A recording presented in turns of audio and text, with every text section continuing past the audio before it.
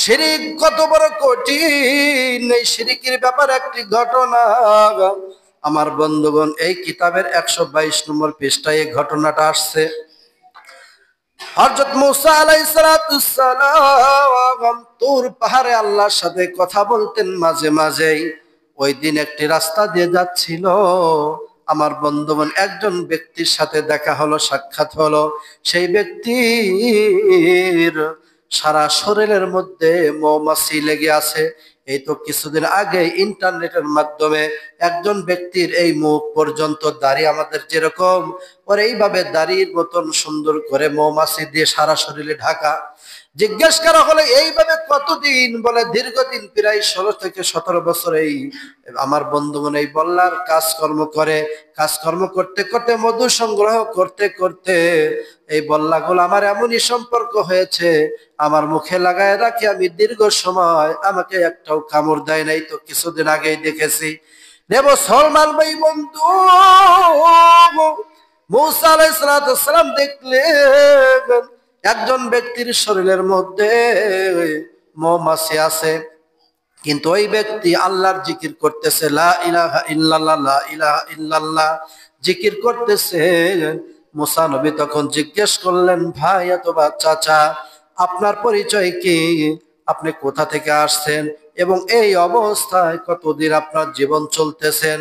মুসা আলাইহিস সালাম তখন বললেন, ওই লোকটা তখন বললেন, হুজুর আপনার তো চিনি না, আমি আপনাকে বলবো এক নয় দুই নয়, একটানা 400 বছর এই মৌমাছি আমার শরীরের মধ্যে এইভাবে আছে। আমি আল্লাহর জিকির করতেছি প্রতি মুহূর্তে, আমার আল্লাহ তাআলা আকাশ থেকে আমার খাবারের ব্যবস্থা করে দেয়। বলেন সুবহানাল্লাহ, আর জোরে জোরে বলেন সুবহানাল্লাহ। এ মুসলমান ভাই বন্ধু, এই গণনা থেকে শিক্ষা হলো যে এই ব্যক্তি এতই কঠিন অবস্থায় আছে, সারা শরীরের মধ্যে মৌমাছি বাসা করেছে, কিন্তু এক মুহূর্তের জন্য আল্লাহর জিকির থেকে গাফেল নাই, সব সময় আল্লাহর জিকির করে। এইবার মুসা নবী জিজ্ঞেস করলেন, ভাই আপনার জীবনে মনের কোনো আশা আছে কিনা, একটু আমাকে বলবেন, দেখি আপনার মনের কোনো আশা আমি পূরণ করতে পারি কিনা। এই লোকটা তখন জিজ্ঞেস করলো, মুসা রে, আমার বড় দুইটা আশা। এক নম্বর আশা হলো এই জামানার নবী হচ্ছে মুসা নবী, আমি মুসা নবীর নাম শুনেছি, মুসা নবীর সাথে আমার দেখা হয় নাই, সাক্ষাৎ হয় নাই। তা আপনি যদি পারেন মুসা নবীর সাথে আমার একটু দেখা করায় দিবেন। দুই নম্বর, এই মুহূর্তে আমার একটু ঠান্ডা পানি খাওয়ার প্রয়োজন, একটু ঠান্ডা পানি খাওয়ার আমার খুব আশা লাগতেছে, তাই আপনি যদি দয়া করে আমাকে একটু ঠান্ডা পানির ব্যবস্থা করে দিতেন, তাহলে আমার দুইটা আশা পূরণ হয়ে যাইতো। মুসা আলাইহিস সালাম তখন বললেন, ভাইয়া তোমার চাচা, আপনার প্রথম আশাটা হলো মুসা নবীর সাথে দেখা। আমি হচ্ছে মুসা নবী, এই বনী ইসরাইল যুগের বর্তমান নবী হচ্ছে আমি মুসা নবী। বলেন সুবহানাল্লাহ। দুই নম্বর আশা হলো তুমি একটু ঠান্ডা পানি খাইতে চাও, একটু আমার সময় দাও, আমি দেখি আশপাশে কোথাও পানির ব্যবস্থা করতে পারি কিনা। আমার বন্ধু মুসা নবী তখন আমার বন্ধুগণ পানি নিয়ে আসে, দেখে রে এই লোকটা নাই। আমার বন্ধুর কি হয়েছে? লোকটার আমার বন্ধুগণ আমার আল্লাহ তাআলা মৃত্যু দান করেছেন। মৃত্যু দান করার সাথে সাথে আমার বন্ধু ভাগ ভাল্লুক এসে তার শরীরে ঠোকাও মারতেছে, তার শরীরে আমার বন্ধুগণ চিবে চিবে গুলো গোস্ত গুলো খাচ্ছে। এই দৃশ্য দেখার পর মুসা নবী তোর পারে গেলেন, আল্লাহকে প্রশ্ন করে, মালিক যে লোকটা একটানা 400 বছর আপনার জিকির করতেছে, আপনি কেন এই লোকটার মৃত্যু দিলেন? আমার কাছে একটু ঠান্ডা পানি খাইতে চেয়েছে, আমি পানি পর্যন্ত দিতে পারলাম না, পানি নিয়ে এসে দেখি লোকটা মারা গেছে, কিন্তু ছাগলগুলো, উট ছাগল দুম্বা ভাগ ভাল্লুক এসে তার লাশটা ঠোকর মেরে মাংসগুলো খাচ্ছেন, কারণটা কি? এর ব্যাখ্যাটা কি আপনি একটু আমাকে বলবেন? এবার আমার আল্লাহ তাআলা ডাক দিয়ে বলছেন, মুসা রে,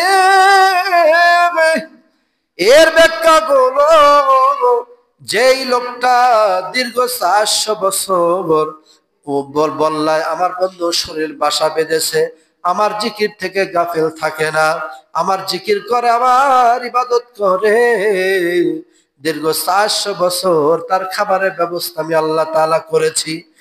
যে আমার বান্দা দীর্ঘ 400 বছর তার খাবারের ব্যবস্থা আমি করলাম, অথচ আমার কাছে পানি না চাইয়া তোমার কাছে কেন পানি চাইলো? এই হলো 1 নম্বর অপরাধ। এই অপরাধটুকু আমার কাছে পছন্দ হয় নাই। আমার বান্দা যদি বলতো, আল্লাহ আমার ঠান্ডা পানি দরকার, আমি সাথে সাথে আমার বান্দার ঠান্ডা পানির ব্যবস্থা করে দিতাম। কিন্তু আমার বান্দা দীর্ঘ 400 বছর ইবাদত করলো, তার খাবারের ব্যবস্থা আমি করলাম, কিন্তু মুসা আমার কাছে পানি না চাইয়া তোমার কাছে পানি চাওয়ার কারণে আমারে বান্দার মৃত্যু দিয়েছি ঠিকই, এর জন্য তার লাশটা পর্যন্ত আমি হেফাজতে রাখি নাই। আমার বন্ধু অবলা প্রাণীগুলো তার লাশগুলো ছিঁড়ে ছিঁড়ে খেয়ে ফেলেছে, তার স্থান হবে আমি আল্লাহর জাহান্নাম। বলেন নাউজুবিল্লাহ। আরো জোরে জোরে বলেন নাউজুবিল্লাহ। তাহলে দুইটা ঘটনা থেকে শিক্ষা হলো, দীর্ঘ 400 বছর ইবাদত করেছেন, সামান্য একটা কথায় আমার আল্লাহ তাআলার কাছে অপছন্দ হয়েছে, শিরিক করেছে। এই শিরিকটু করার কারণে আমার আল্লাহ তাআলার কাছে দীর্ঘ 400 বছর ইবাদত নষ্ট হয়ে গেল। কথা বলেন। দীর্ঘ 400 বছর ইবাদত করার পর আমার আল্লাহ তাআলার কাছে ইবাদত পছন্দ হয় না। আর প্রথম ব্যক্তি হলো, এতই পাপ করেছেন কিন্তু পাপ করার পর চোখের পানি ফেলে কান্দে, আল্লাহ তাআলার কাছে নত হয়, গুনার কথা স্মরণ করে চোখের পানি ফেলে কান্দে। এই কান্নাটুকু আল্লাহর কাছে পছন্দ হওয়ার কারণে এত বড় পাপিষ্ঠ ব্যক্তিকে আল্লাহ মাফ করে দিলেন।